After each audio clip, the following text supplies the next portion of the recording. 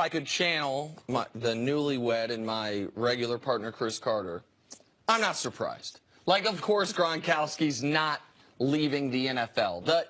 The money is in the money discrepancy between what he can make in the NFL, $9 million next year, and what he'd make anywhere else was huge.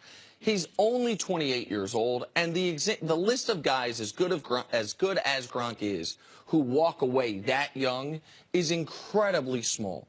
So we thought he was probably coming back, but the door was open to him not. Right. What it means for the Pats, they have their best player not named Tom Brady back in the fold. Like, it's as simple as that. But one of the I know that we've seen Brady do well without Gronk. We've seen Brady do well without Edelman. But guess what every player wants?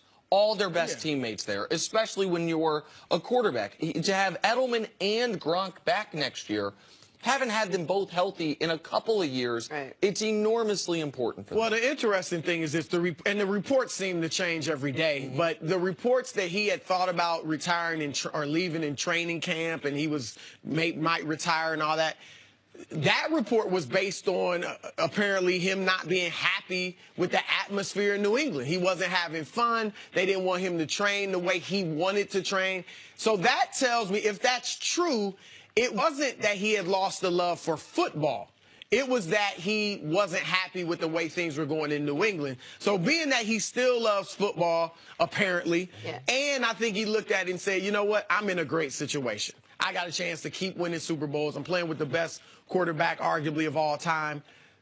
Cooler heads prevailed, and he decided to stay. And don't forget, he really got beat up this year. He had a really bad concussion, and injuries like that will always make you second-guess exactly what it is you're doing and why you're doing it. He may have still been concussed when he said that. He could still be concussed for making the decision last night. Well, and I think you saw some of that frustration boil over in that play on Tre'Davious White. That was a really dirty play, and that's not who Gronk has been over the course of his career.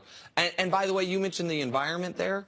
After this year, Gronk will only have 1 year left on his deal, no guaranteed money left on his deal. If he really wants out of New England, he can get himself out of New England, and he would be a valuable trade asset for 31 other teams. And it could coincide maybe when Brady moves on. All right, let's stick with stars in Boston. Just when you thought it was safe to write the Celtics off, because they had lost 9 of 15 before the All-Star break, the Celtics have some of you believing again. Winners of 4 straight since the All-Star break, including a 134-106 blowout of Charlotte last night. Kyrie Irving leading the way, 34 points.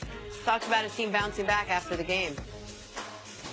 I think that for the first few games we've done a great job of responding, and we just want to keep it up because the season definitely doesn't end tomorrow. So we have a lot more games to consistently get better, and I'm looking forward to it. So the Celtics have won 4 in a row. The competition hasn't been tremendous of the games they played, but it's still a 4-win streak that they have sort of strung together. Did everyone jump off the Celtics bandwagon too soon, Nick? No. The skepticism about if Boston is a team that, forget making the NBA Finals, if Boston is a team that we think can even make the Eastern Conference Finals, that skepticism is well-founded, and beating the Pistons, Knicks, Grizzlies, and Hornets does not change. I'm sorry, does not change my opinion on this. Okay, just to be totally transparent here, those 4 teams are combined 45 games under 500. It was a great win last night. Kyrie was spectacular throughout the 3 quarters he played. Didn't even have to play in the 4th quarter. But the reason people jumped on the Celtics bandwagon, despite losing Gordon Hayward, was they had 2 young guys, a rookie and a second-year player, who were playing like stars the first 3 months of the year, in Jason Tatum and Jaylen Brown. Jason Tatum, the first 3 months of the year, was shooting 51% from the field and 47% from 3. In 2018, the last 2 months, 42% from the field, 36% from 3. Jaylen Brown was shooting 48% and 41%. It's now down to 43 and 32. So they're 2 wing guys. They're 2 great young forwards. Both have seen their field goal percentage and three-point percentage drop about 10 points from the first 3 months, last 2 months. What does that mean? it means it's all on Kyrie.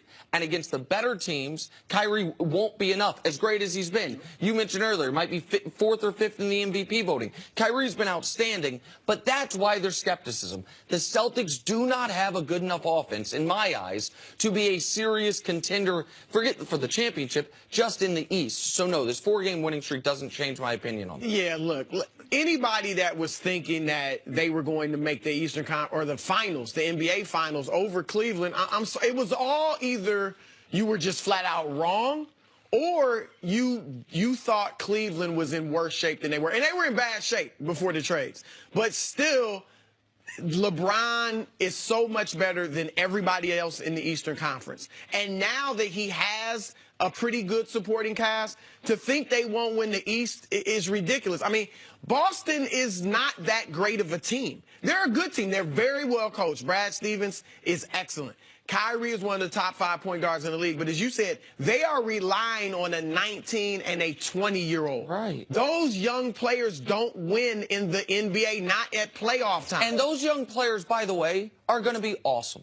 If we going forward, if we redrafted this past year's draft, Jason Tatum's in the discussion to be the #1 pick of that draft. Maybe he would be the number. I think Donovan Mitchell probably would be, but Jason Tatum's been great. He looks like he'll be a star. Jaylen Brown's been really good, and I don't, when I talk about his shooting percentage, doesn't give him credit for what a good defender he's been. And so it is not a knock on those guys. But what's the last time a rookie, speaking of Tatum, made an impact for a good team in the playoffs? The last one that comes to my mind, I'm thinking there's had to be someone since then, but the last one that comes to my mind is Magic Johnson in 1980 when he was the MVP of the finals, but he also was playing with an MVP in Kareem Abdul-Jabbar. And for good teams, like you mentioned, don't rely on rookies in the playoffs. You just can't. And people got very mad at me because I said this year's Celtics team is not much better and might be a slightly lesser version of last year's Celtics team.